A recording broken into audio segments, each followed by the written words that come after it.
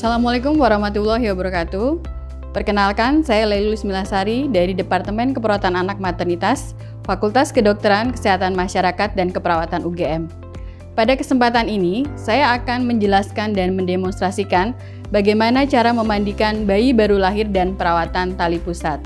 Di mana kita ketahui bahwa memandikan bayi baru lahir merupakan salah satu kegiatan kebersihan diri yang sangat penting, yang bertujuan tidak hanya membersihkan badan bayi dan tali pusat, tapi juga dengan membersihkan badan bayi itu merupakan salah satu cara mencegah terjadinya infeksi pada bayi.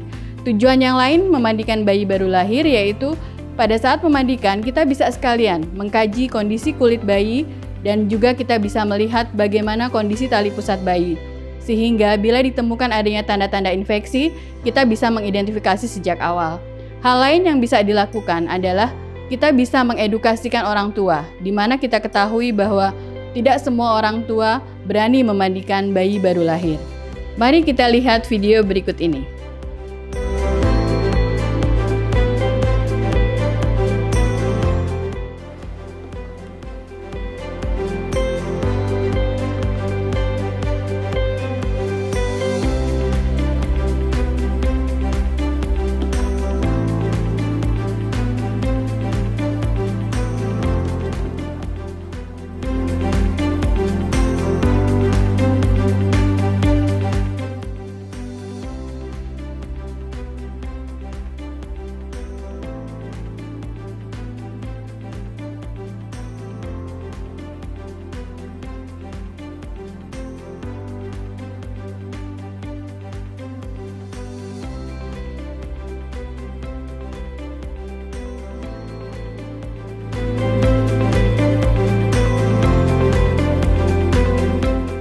Dari beberapa alat yang ditayangkan tadi, ada beberapa hal yang perlu kita perhatikan, yaitu yang pertama termometer. Kenapa termometer ini penting? Karena pada saat kita akan memandikan bayi, kita harus mengkaji terlebih dahulu suhu tubuh bayi.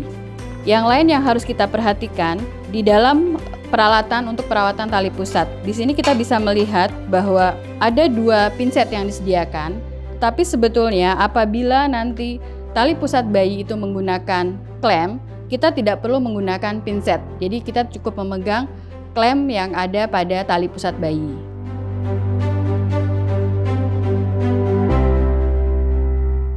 Untuk mempersiapkan air yang akan kita gunakan untuk memandikan, ada beberapa hal yang perlu kita perhatikan. Karena air ini merupakan salah satu sumber cedera yang bisa terjadi pada bayi. Jadi yang pertama kita harus menyiapkan menuang air terlebih dahulu ke dalam baskom, yaitu air dingin. Berikutnya kita tuang air panas ke dalam baskom. Ya, dua-duanya kita tambahkan karena memang pada kesempatan ini kita menggunakan dua baskom nanti yang akan digunakan untuk mandi. Berikutnya yang harus kita perhatikan pada saat kita akan menyiapkan air yang akan kita gunakan untuk memandikan. Idealnya memang air yang kita gunakan untuk memandikan itu hangat-hangat kuku, atau biasanya 1 derajat lebih tinggi dibandingkan suhu tubuh bayi.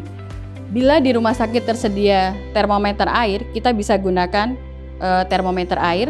Kita juga bisa menggunakan siku kita. Jadi kita masukkan siku kita ke dalam air, karena ini memang lebih sensitif dibandingkan punggung tangan. Ya, saya rasa ini sudah alat sudah kita siapkan semua.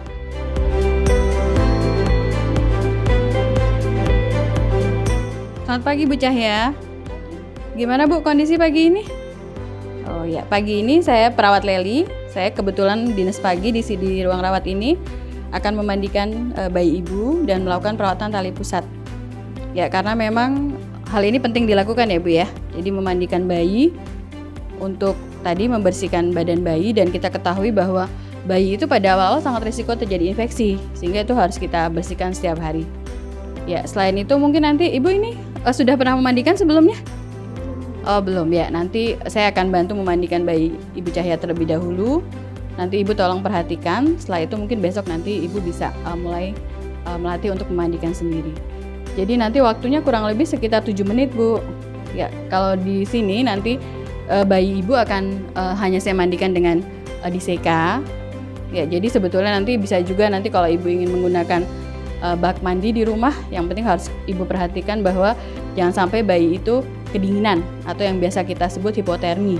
Ya, itu yang harus Ibu perhatikan, apakah bayi boleh dimandikan atau tidak.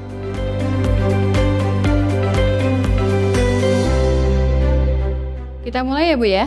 Saya ambil alatnya terlebih dahulu.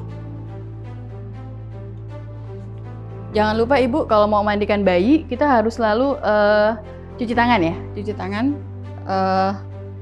Kemudian, nah ini kalau seandainya Ibu di rumah, Ibu punya sarung tangan, Ibu bisa gunakan sarung tangan.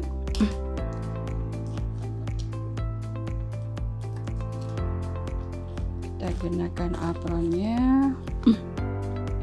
Ibu bisa sambil perhatikan saya ya Bu ya.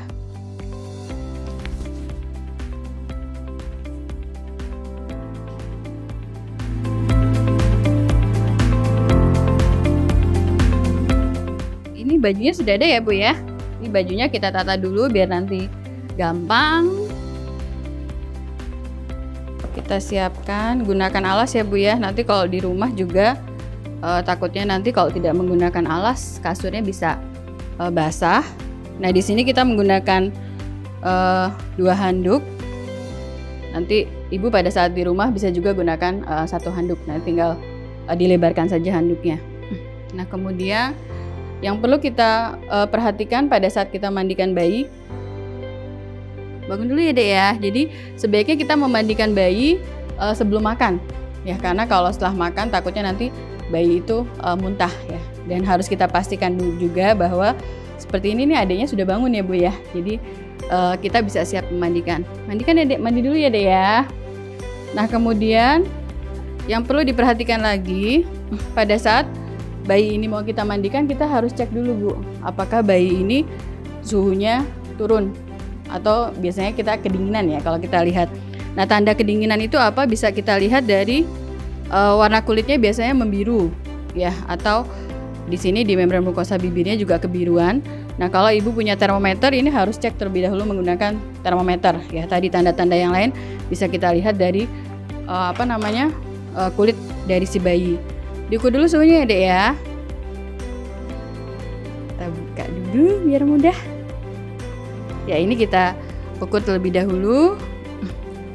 Ya ini adiknya suhunya bagus 36,3 ya. Jadi ini bisa kita mandikan, karena tadi saya sudah sampaikan juga ya Bu ya, bahwa dari kemarin adiknya suhunya sudah mulai stabil. Kemudian yang lain yang harus kita perhatikan, selain bayi itu nggak boleh dalam kondisi tubuh yang dingin, kita juga harus observasi apakah bayinya sesak atau tidak ya. Jadi kita ukur dulu nafasnya. Nah kebetulan nih bayinya nafasnya normal, tidak ada tanda-tanda sesak.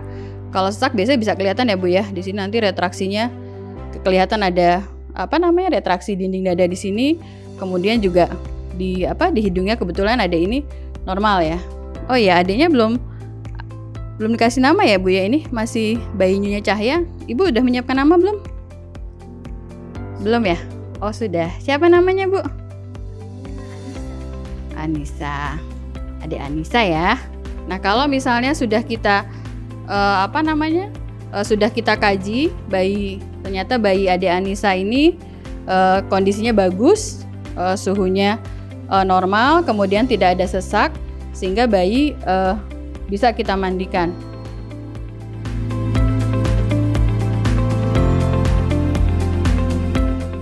Ya, jadi setelah selesai dikaji, bayi Anissa bisa kita mandikan. Kita bisa lepas bajunya. Dan nanti ini juga harus diperhatikan Bu, karena pada awal bayi itu kan mudah sekali kedinginan. Sehingga sebelum kita selesai nanti membersihkan daerah wajah, daerah rambut, ini bayi ini harus kita tutup. Ya bisa saja tadi dengan menggunakan bedong, atau kalau memang handuk, Ibu punya handuk 2, untuk lebih mudahnya Ibu bisa mengganti bedong tadi dengan handuk ya. Nah yang harus kita perhatikan lagi, pada saat kita akan menutup bayi, kita harus perhatikan tangan jangan sampai terlipat ya. Jadi ini bisa kita tutup kembali, karena nanti akan mudah pada saat kita membersihkan daerah rambut dan wajah yang lain. Nah sekarang kita mulai ya. Ini saya dekatkan semua alatnya ya Bu ya. Jadi di sini saya akan menggunakan kapas yang lembut, atau nanti Ibu juga bisa menggunakan waslap.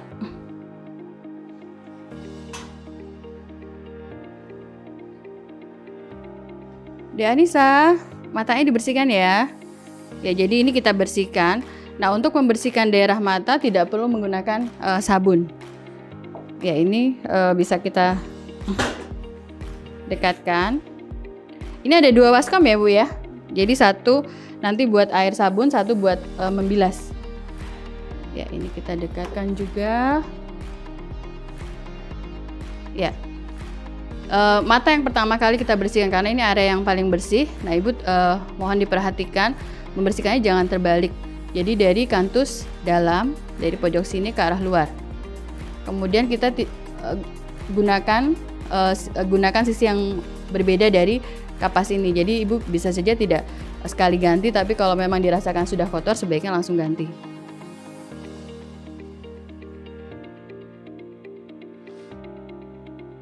Mudah kan Bu ya?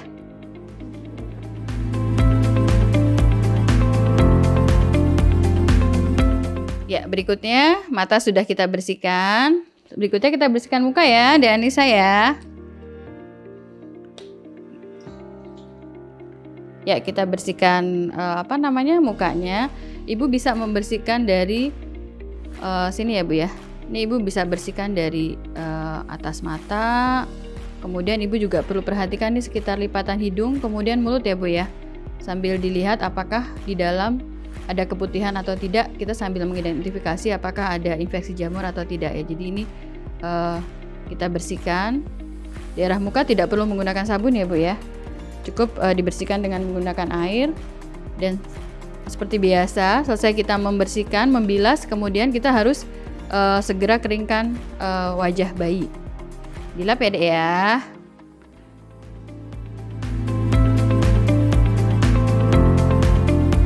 Ya, berikutnya setelah kita bersihkan daerah mata, muka, kita beralih ke daerah rambut ya Bu ya. Nah, ini rambut perlu kita bersihkan, perlu kita keramasi karena biasanya seperti ini nih bayi Dek Anissa kan masih kelihatan ya Bu ya, ada sisa-sisa cairan amnion ya. Jadi ini harus kita bersihkan karena biar tidak jadi tumbuhnya bakteri. Ya, ini kita bisa angkat bayinya. Kemudian ini Ibu yang harus diperhatikan, ini harus kita sanggah ya lehernya. Ini kita keramasi.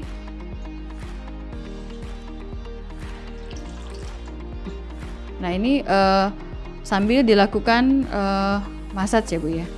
Jadi diperhatikan sambil Ibu perhatikan kulit kepala bayi. Kemudian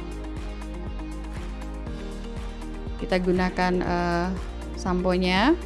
Kemudian karena airnya ini ada 2, kita bilas sampai air sabunnya itu bersih ya. Kalau sudah bersih, kemudian kita gunakan dengan air yang terakhir, bilasan yang terakhir. Kira-kira gimana Bu? Sudah berani belum menggendong seperti ini? Ya, nanti pelan-pelan dicoba. Yang penting tadi pada saat menggendong memegang bayi, daerah leher yang harus kita sanggah.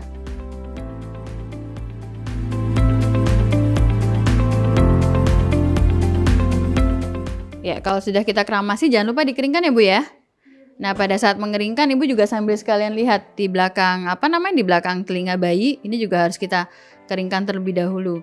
Nah, ini kita sudah mengeringkan daerah wajah dan daerah rambut. Kemudian kita sekarang membersihkan badan dari bayi Anissa. Dibuka bajunya ya Dek ya. Dibuka dulu nih handuknya. Nah, ini kalau misalnya dirasakan takut kedinginan, Ibu bisa kepalanya bayi bisa kita tutupi ya Bu ya. Ya. Nah, ini popok juga bisa kita longgarkan untuk memudahkan membersihkan area bagian bawah.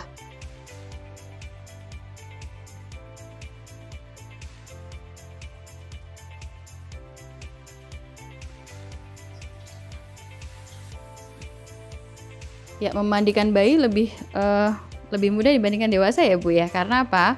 Jadi kita sebetulnya tidak perlu membersihkan tangan terlebih dahulu, tangan kanan, tangan kiri, lalu badan. Jadi kita bisa sekalian membersihkan badan. Yang perlu kita perhatikan arahnya, yaitu dari arah distal. Kita bisa bersihkan dari sela-sela jari. Kemudian nanti daerah lipatannya dibersihkan. Kemudian Ibu bisa membersihkan daerah dada ke perut. Nah, ini arahnya yang perlu diperhatikan. Karena yang paling daerah yang kotor itu kan daerah genital. Jadi jangan arahnya terbalik dari perut ke dada, tapi dari arah dada ke bawah ya. Kemudian kita gunakan sisi yang lain dari waslap ini, kita lakukan hal yang sama dari distal ke proksimal. Kemudian kita bilas lagi. Nah, memandikan juga bisa sekalian buat stimulasi ya Bu ya. Jadi kita bisa kasih tahu jarinya dibersihkan ya Dek Anissa ya. Jadi komunikasi menjadi hal yang penting pada saat kita melakukan prosedur memandikan pada bayi. Sambil dikaji juga area sekitar kulit bayi apakah ada kemerahan atau tidak. Nah, di sini bisa kita lihat umbilikusnya bagus ya Bu ya. Tidak ada bengkak, tidak ada kemerahan. Jadi itu bisa kita kaji juga. Kemudian kalau sudah bersih,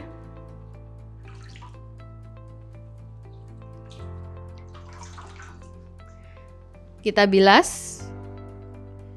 Ya, kita bilas.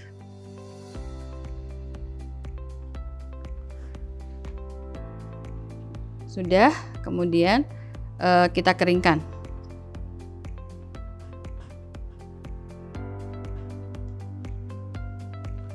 Nah, ini sudah selesai kita mandikan.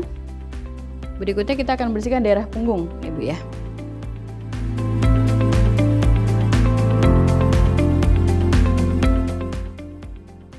Kita membersihkan daerah punggung bayi. Punggungnya dibersihkan ya Dek ya. Jadi kita yang penting pada saat kita mau membalikan bayi yang harus kita sanggah itu daerah lehernya.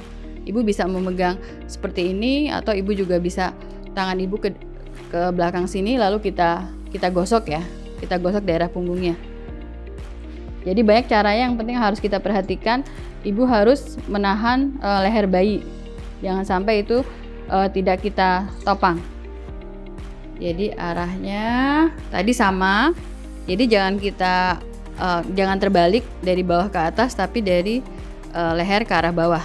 Nah, ini bisa sambil gerakannya bisa sirkuler, melingkar, atau ibu bisa gunakan gerakan masase memanjang ya.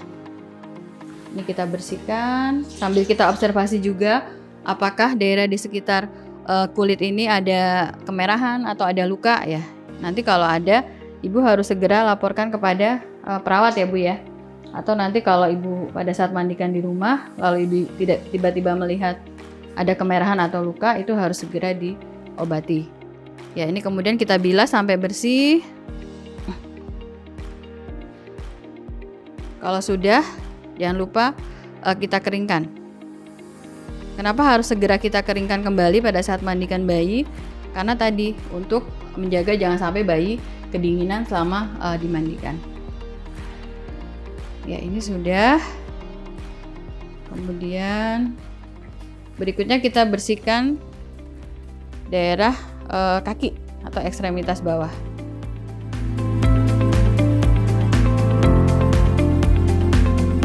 Ya, sekarang kita bersihkan daerah bawah ya Bu ya.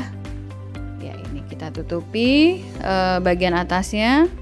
Nah, kemudian ini kita lihat, ibu bisa saja dilepas popoknya ya. Nah, nanti ini kebetulan ada Anissa tidak BAB atau tidak pipis, tapi kalau nanti BAB atau pipis harus dibersihkan terlebih dahulu. Dan jangan lupa nanti ibu harus cuci tangan dulu sebelum membersihkan area yang lain ya.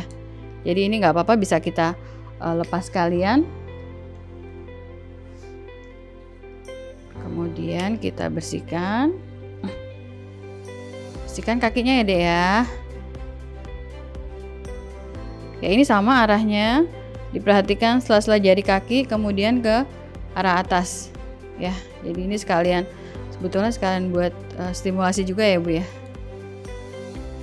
Kita bersihkan, kemudian kita bilas sampai bersih. Kita bisa gunakan sisi yang berbeda dari waslap kita, jadi nggak langsung sekali ganti. Jangan lupa dibilas pakai air yang bersih ya Bu ya, setelah menggunakan air sabun.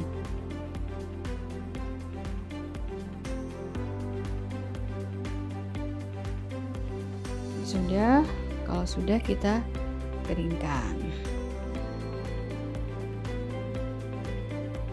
Ya, ini udah selesai. Nanti kita tinggal membersihkan daerah genital dan tali pusat. Jadi memang daerah genital ini daerah yang paling kotor sehingga dibersihkannya terakhir ya.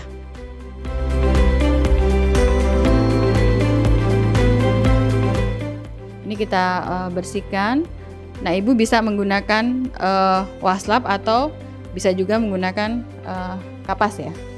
Sekarang kita bersihkan daerah genital perianalnya ya Bu ya. Jadi ini karena waslapnya nggak akan kita pakai lagi, kita bisa gunakan untuk membersihkan ya. Jadi ini yang perlu kita perhatikan. Ibu bisa dibuka ya alat kelaminnya Adek Anissa. Nah, kita lihat kalaupun ada putih-putih seperti ini, jangan langsung dibersihkan ya. Jadi yang penting habis pipis, habis BAB dibersihkan, tapi nggak usah dipaksa hilang putih-putihnya ini. Ya, ini kita bersihkan. Kemudian kalau dirasakan masih kotor, ibu bisa lap sekali lagi. Kemudian diangkat ya Bu ya, diangkat biar sampai ke belakang. Kemudian kalau sudah, yang terakhir kita bilas.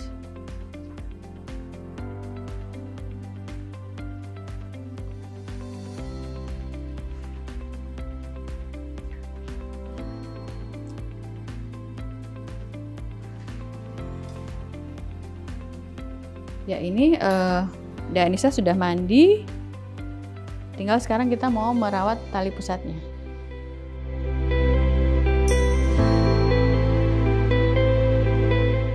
Ya, sekarang kita bersihkan tali pusatnya.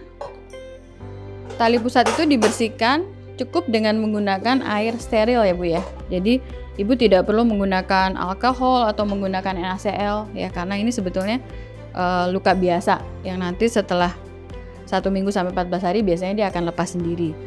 Ya, jadi itu ibu cukup gunakan air steril seperti ini. Tapi kalaupun tidak ada, ibu nanti di rumah bisa merebus air, tapi kemudian setelah itu harus didinginkan terlebih dahulu. Jadi jangan panas-panas dipakai ya. Jadi itu ibu bisa gunakan air itu, tidak harus membeli ya.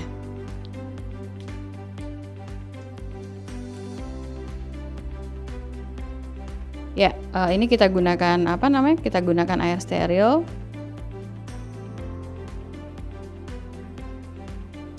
Nah, kemudian yang harus diperhatikan pada saat kita mau membersihkan tali pusat, kita harus membersihkan daerah perlekatan umbilikal dan perut terlebih dahulu. Jadi bukan dari atas ke bawah, tapi dari perlekatan ini ke arah atas. Ibu nanti bisa perhatikan saya membersihkan.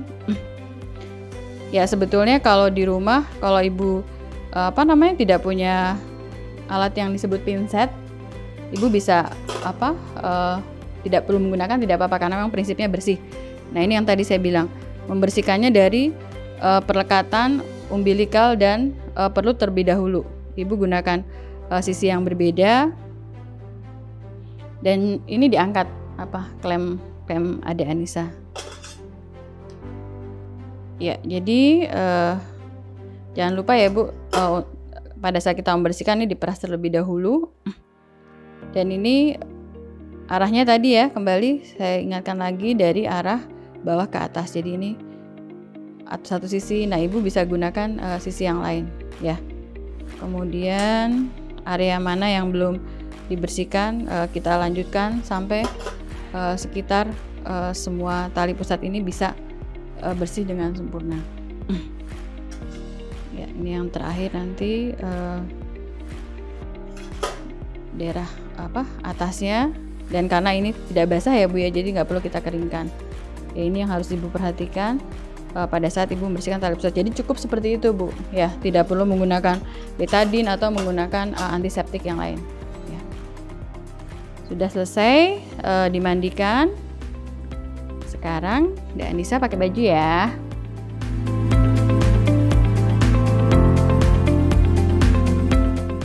Ya, sekarang pakai baju ya Bu ya. Sudah selesai mandikannya, tali pusatnya sudah kita rawat. Saya lepas sarung tangan saja biar mudah. Kemudian jangan lupa nanti cuci tangan lagi ya Bu.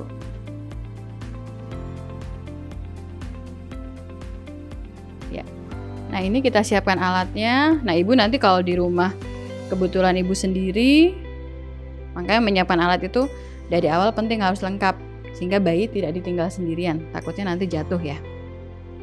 Kemudian ya, ini kita bawa.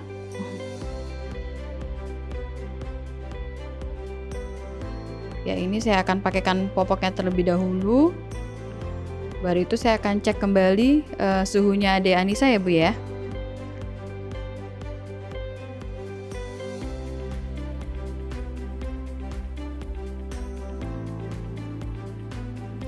Nah, ini untuk melipat popok, ini di bawahnya tali pusat ya Bu ya. Jadi karena tali pusat itu harus kita pertahankan kondisinya terpapar udara, sehingga nanti akan lebih cepat kering dan tali pusatnya lebih cepat puput atau lepas, lebih cepat sembuhnya. Jadi jangan popoknya menutupi tali pusatnya. Ya makanya kalau Ibu lihat itu kan banyak yang pakai Pampers, itu kan juga tidak menutupi tali pusatnya ya. Sehingga memang di sini tidak disarankan untuk menggunakan gurita ya, karena tadi bisa menutup daerah umbilikus. Ya, sebelum baju kita pakai, dicek lagi suhunya. Ya, dilihat. Ya, ini suhunya normal ya Bu ya, masih 36. Dan ini saya juga tidak ada tidak sesak. Kemudian kalau sudah kita pakaikan baju. Kira-kira mandikan seperti itu ya Bu ya. Jadi yang harus Ibu perhatikan tadi dari mulai persiapan, kelengkapan alatnya. Kemudian sebenarnya semua memandikan baik itu perawatan tali pusat menggunakan prinsipnya bersih ya. Jadi bukan steril. Jangan lupa cuci tangan itu tidak harus sekali atau 2 kali, tapi kalau Ibu merasa bahwa Ibu sudah kontak dengan bagian yang kotor, Ibu bisa segera melakukan cuci tangan kembali. Nah, ini Bayi Anissa sudah pakai baju. Tadi saya sampaikan bahwa bedong ini hanya untuk sementara, untuk menghangatkan bayi, dan mungkin nanti Ibu mau menyusui bayi Anissa ya, sehingga lebih mudah memegangnya, tapi setelah itu sebaiknya dibuka ya, sehingga kita bisa melakukan stimulasi memasak dan yang lainnya. Nah, yang harus kita perhatikan lagi, Ibu mungkin di rumah nanti ya, kalau Ibu di rumah punya bedak atau yang lainnya, tidak disarankan menggunakan bedak ya Bu ya. Jadi jangan gunakan bedak karena memang tadi kulit bayi itu masih tipis, rongga-rongganya ini masih terlalu lebar. Nanti kalau Ibu banyak menggunakan bedak bisa mengganggu sirkulasi bayi, apalagi nanti di daerah genital itu tidak boleh digunakan. Kalaupun Ibu mau menggunakan minyak telon atau sejenisnya, gunakan sedikit saja, dan itu bisa ditaruh di telapak tangan kita dulu, kita usap, baru kita usap di tubuh bayi. Jadi jangan diberikan terlalu banyak ya. Nah, ini sekarang kita mau mulai bedong. Yang perlu diperhatikan tadi, tangan jangan sampai misalnya seperti terlipat ya atau tertekuk. Jadi harus kita pastikan seperti itu. Nah, kalau Ibu tidak mau, cara membendong itu juga selera ya Bu ya. Mau dari kepala boleh, terus ini mau diikat boleh, enggak pun enggak apa-apa ya. Ya sebaiknya sih jangan diikat keras ya Bu ya, karena nanti geraknya jadi susah. Sudah selesai Dek Anissa mandinya.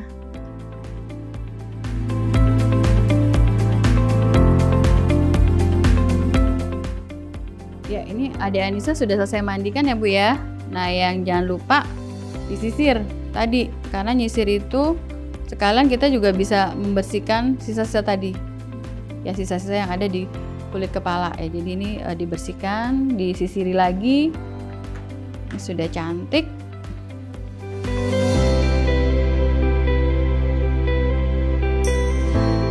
Ya Ibu, ini bayi Anissa sudah dimandikan, tali pusatnya sudah dibersihkan. Ini jamnya menetei, silakan ditetei. Tadi saya lihat pada saat memandikan kulitnya bersih ya, bagus, dan Adek Anissa saya lihat juga siaga maksudnya dia melakukan aktivitas seperti pada bayi-bayi yang lainnya, dan tidak ditemukan adanya kulit yang luka, dan umbilikusnya juga bagus tadi ya Bu ya, tidak ada tanda-tanda peradangan. Saya rasa itu ya Bu ya, tadi sudah kita lakukan bersama-sama. Gimana Ibu perasaannya? Saya jadi lebih tahu sekarang bagaimana cara memandikan bayi. Ya, alhamdulillah, nanti Ibu bisa mencoba, karena kalau Ibu sudah tahu tapi tidak dipraktekkan nanti juga akan sulit ya. Jadi harapannya besok nanti Ibu mencoba lalu bisa saya lihat kembali. Saya rasa itu ya Bu ya. Nanti ketemu lagi jam 12. Nanti saya akan ke sini karena memang Dek Anissa harus dicek kembali suhu tubuhnya. Saya rasa itu ya. Terima kasih. Ya, sama-sama.